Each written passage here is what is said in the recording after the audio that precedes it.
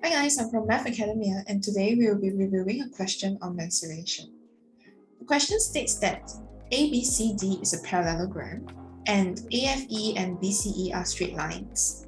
If the area of the parallelogram is 80 cm square and it is given that BC is of the same length as CE and DF is of the same length as FC, the question first wants us to find the area of triangle AFE. This yellow triangle over here. So if we were to study the diagram closely, because we know that DF is of the same length as FC, and if you recall, opposite sides of a parallelogram are of the same length. Therefore, BC is the same length as CE and is the same length as AD. So we can safely conclude that triangle ADF is exactly the same as triangle FEC. So therefore, you can see this as cutting out triangle ADF and replacing it with triangle FEC.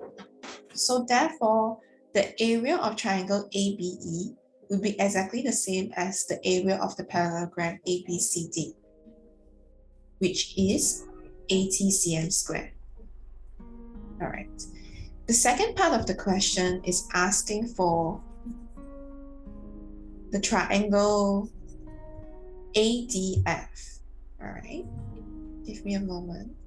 So they're asking for the area of this small triangle over here.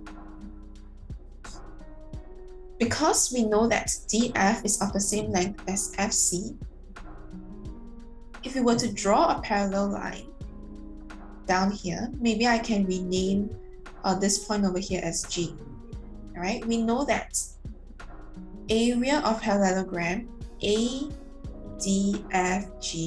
is the same as the area of the parallelogram GFCB, which is 40 cm squared. And because AF cuts the parallelogram into half, so we would have the area of triangle ADF be the half of area of triangle ADFG, which is 40 cm squared, which gives us 20 cm squared. So therefore, we can conclude that the area of triangle ADF is 20 cm squared. All right.